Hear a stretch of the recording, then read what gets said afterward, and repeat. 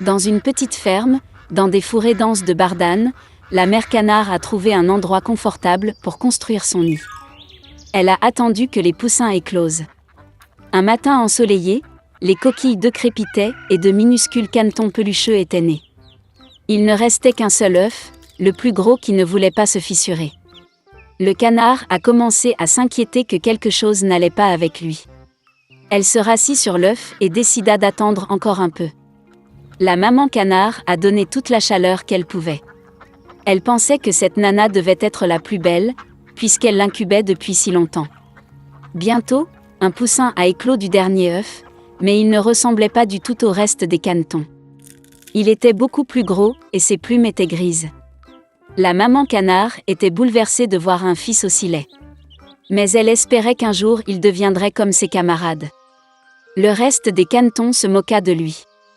Il pensait qu'il était méchant et ne voulait pas jouer avec lui. Le lendemain matin, la mère canard est allée avec ses enfants au lac. À sa grande surprise, le vilain petit canard a nagé aussi bien que d'autres. Le canard a ensuite amené ses petits au poulailler pour les présenter à la société. Elle a parlé au caneton des règles de comportement avec les habitants locaux.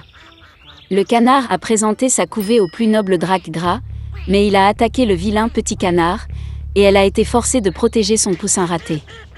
Fat Drac a ordonné de chasser le monstre de la cour. Mère a assuré qu'il grandirait et deviendrait comme les autres canetons.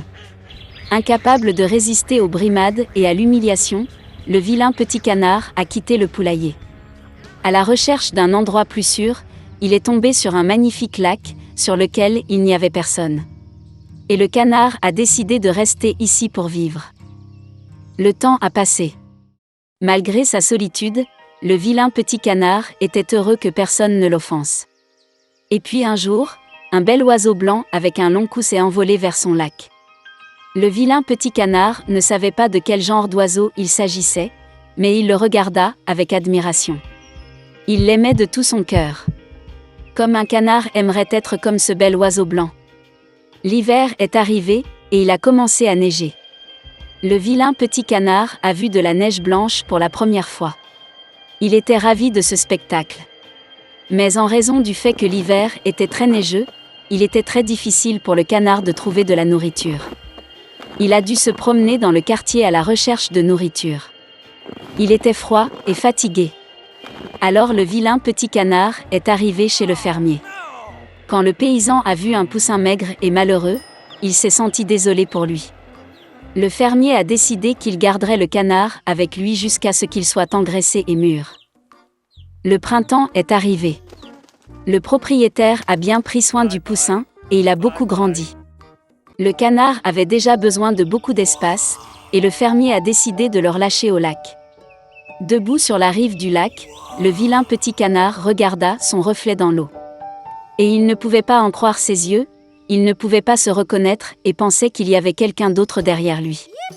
Et puis le canard s'est rendu compte que le merveilleux oiseau dans le reflet était lui-même. Pour fêter ça, il s'est débattu et a nagé sur tout le lac, d'un bord à l'autre.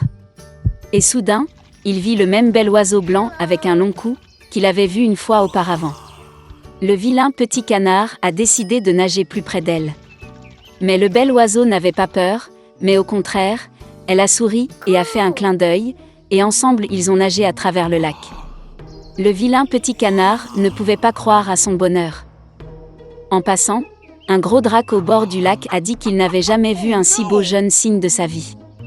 Quelle a été sa surprise quand il a découvert que le vilain petit canard qu'il avait jadis chassé du poulailler était un beau cygne.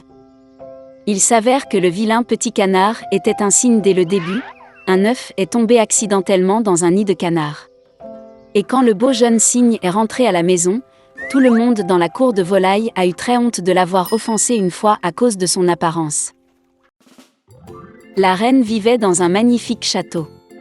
Elle avait une fille dont elle rêvait.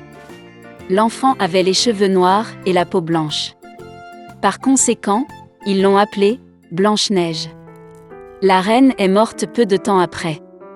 Le roi n'a pas pleuré pendant longtemps, un an plus tard, il a amené une nouvelle reine au palais. Elle était belle, mais en colère. La femme a apporté un miroir magique avec elle. Chaque jour, elle admirait son reflet en lui et lui posait la même question. Qui est la plus belle du monde ?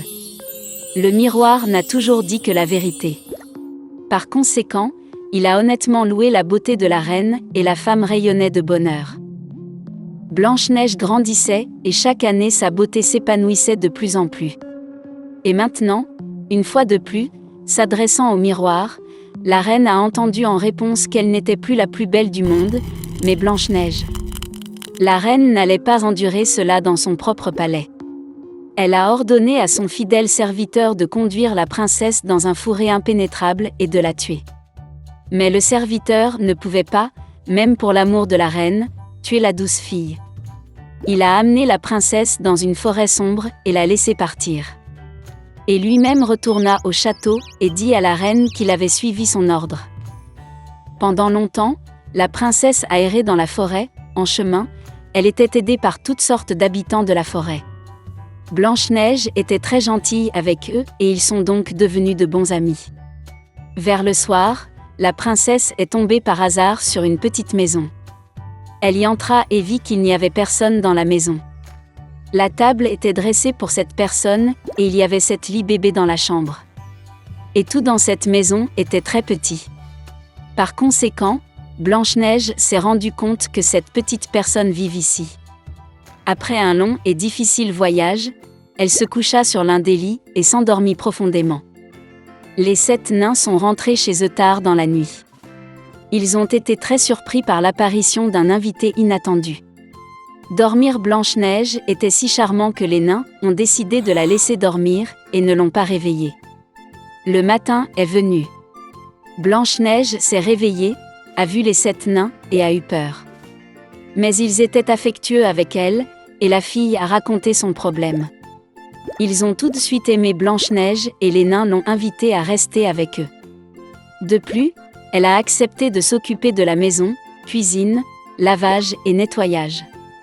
Chaque matin, les gnomes allaient dans les montagnes pour extraire de l'or et des pierres précieuses, et revenaient tard dans la nuit. En partant pour le travail, ils ont averti Blanche-Neige afin qu'elle ait peur de la méchante belle-mère et n'ouvre pas la porte à des étrangers. À ce moment, la reine, comme d'habitude, se rendit dans la pièce secrète pour parler au miroir magique. Mais le miroir a soudainement dit qu'elle n'était pas la plus belle du monde, mais Blanche-Neige. Que la princesse est toujours en vie et vit avec les gnomes dans la maison. La reine est devenue très en colère et a décidé de s'occuper elle-même de Blanche-Neige. Elle est allée dans une pièce secrète et y a cuisiné une pomme venimeuse. C'était très beau à l'extérieur, mais si quelqu'un n'en mangeait ne serait-ce qu'un morceau, il mourrait certainement. Quand la pomme fut prête, la reine se changea en ancien marchand et vint à la maison des nains. En voyant la douce vieille femme, Blanche-Neige se sentit désolée pour elle. Elle ne se douta de rien et quitta la maison. La vieille femme a offert à la fille une pomme mûre et a dit que si elle mange cette pomme, elle restera jeune et belle pour toujours. Blanche-Neige la crut, et dès qu'elle mordit la pomme, elle tomba morte et cessa de respirer. La reine satisfaite se rendit au palais. Dans la soirée, les nains sont revenus du travail et ont vu Blanche-Neige gisant sur le sol. Elle ne respirait pas. Ils ont sangloté si fort et ont déploré que leurs cris aient été entendus par le beau prince, qui chassait dans la forêt voisine. Il est devenu intéressant pour lui quel genre de hurlement s'est produit qui a effrayé tous les animaux. Et quand le prince a trouvé la maison des nains, il a vu Blanche-Neige. Elle était si belle que le jeune prince est immédiatement tombé amoureux d'elle. Il a persuadé les nains de l'emmener avec lui au château, car il y a des médecins qui peuvent guérir Blanche-Neige. Les nains l'ont permis. Puis le prince ordonna à ses serviteurs de porter la princesse sur leurs épaules. Et quand il la portait, il arriva que les serviteurs trébuchaient sur un buisson, et de la commotion cérébrale, un morceau de pomme empoisonnée est tombé de la bouche de Blanche-Neige, et elle s'est réveillée. En voyant le jeune prince, la fille est également tombée amoureuse de lui, et a accepté de l'épouser. Ils ont également invité leur méchante belle-mère au mariage. De colère Q.